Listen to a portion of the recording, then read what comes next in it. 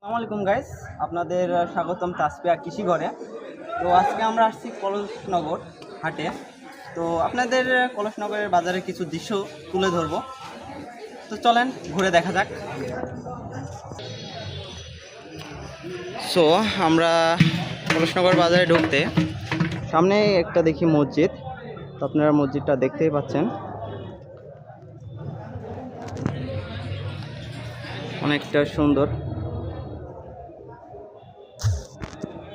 So আমরা শুনছি যে কলসনগরে তরকারির বাজারটা খুব কম যায়। তো চলুন আজকে আমরা কাঁচামালের যে বাজারের রেটগুলো আছে সেগুলো আমরা আজকে জানবো। তো চলুন আমাদের সাথে থাকবেন। এখানে হয়তো বা ক্লাব হতে পারে, বসার অনেক সুন্দর জায়গা।